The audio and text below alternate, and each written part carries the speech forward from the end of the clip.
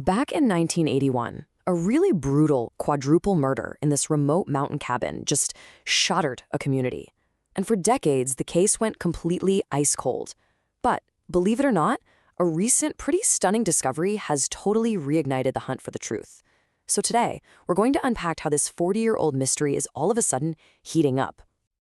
And this right here is the central question we're going to be digging into.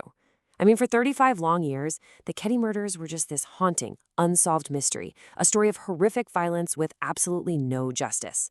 And then, one single object, pulled from a pond, changed everything.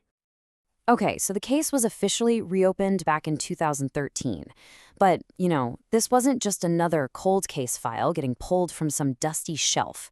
No, for the men leading this new investigation, this was deeply, deeply personal. So what makes this new investigation so incredibly compelling is that personal connection. You've got Sheriff Hagwood, who was just a teenager when the murders happened.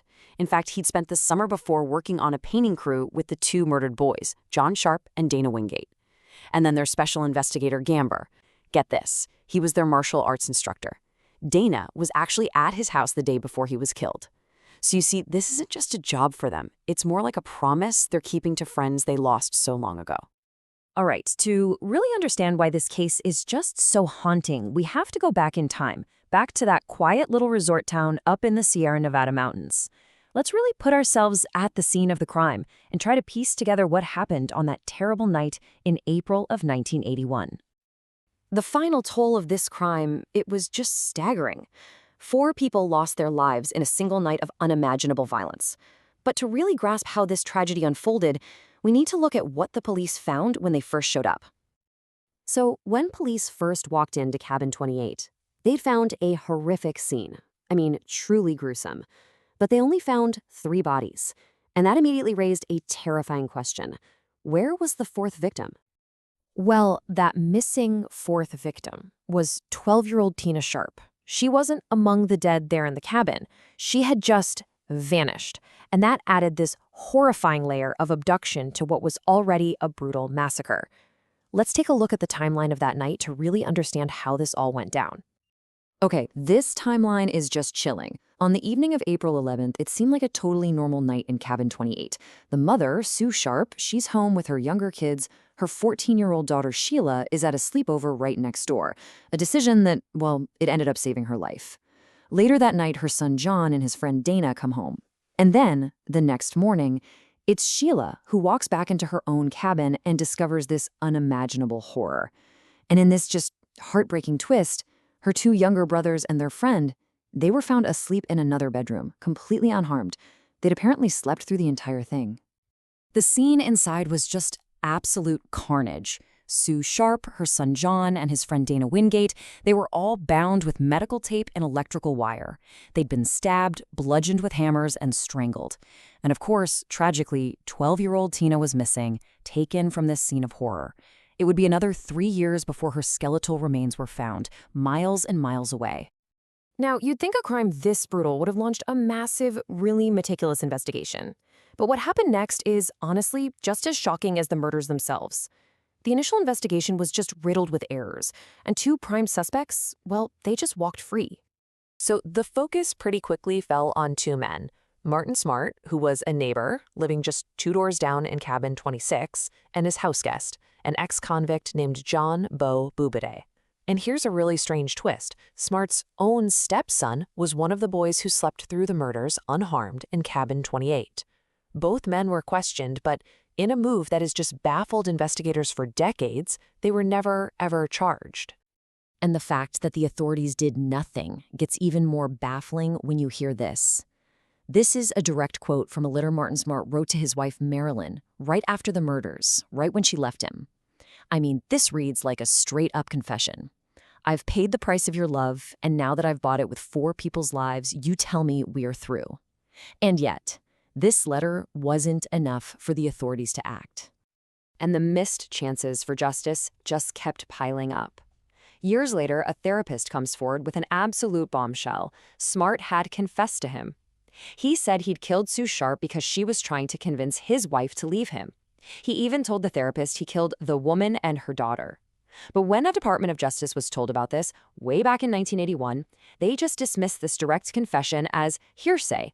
Basically, they called it secondhand information and not enough to do anything about. So let's be crystal clear here. This wasn't a case where there was a lack of evidence. The crime scene was never properly secured. Multiple confessions were just ignored. The family was even told that the suspects were pretty much just advised to get out of town. I mean, by all accounts, it was a completely, totally botched investigation. For decades, it really seemed like justice was never going to happen. The case just gathered dust, the main suspects died, and the cabin itself was eventually demolished. But then, after 35 long years, two stunning discoveries brought this case roaring back to life. You know, when Sheriff Hagwood and Investigator Gamberg finally got their hands on these files, they were determined to leave no stone unturned. They started digging through every single box, re-examining every piece of old evidence, just hoping to find something, anything that had been missed. And what they found? It was astounding. Their search turned up two crucial new clues. First, the hammer. In 2016, a guy with a metal detector found a hammer in a local pond, and it perfectly matched the description of a hammer that the prime suspect, Martin Smart, had actually reported missing right after the murders. Then there was the tape. Investigators found a cassette recording of an anonymous call from 1984, and on it, a voice identified the skull found in the woods as Tina Sharp's. And the most shocking part of all this? The cassette was found in a sealed evidence envelope. It had never even been opened. So as you can imagine, these discoveries did a lot more than just provide new leads. They fueled these long-held suspicions that the initial investigation wasn't just incompetent, but that there might have been an active, deliberate cover-up. I mean, this raises so many troubling questions. Was the main suspect, Martin Smart, actually friends with the original sheriff like he claimed? Why were his confessions just ignored? Why was that crucial tip tape sealed away and never opened? And maybe most importantly, were Smart and Bobedzer acting alone?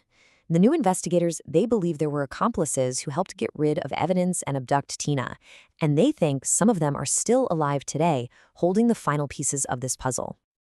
To really understand what's truly at stake here, we need to hear from Sheila Sharp, the girl who discovered the bodies of her mother and her brother. I mean, for 35 years, she lived with that trauma, and she really believes she would never get any answers. This new investigation, for the first time in decades, has finally given her some hope. So what happens now? Well, even though the two main suspects are dead, this case is far from over. Sheriff Hagwood has a very clear and honestly a very chilling message for anyone else who was involved that night, anyone who's kept this secret for over 40 years. He says, "We're convinced that there are a handful of people who are still alive. We're going to be coming." After all these decades of silence and injustice, the hunt for the truth in the Keddie murders is finally heating up. It really seems like justice might finally be on its way to Cabin 28.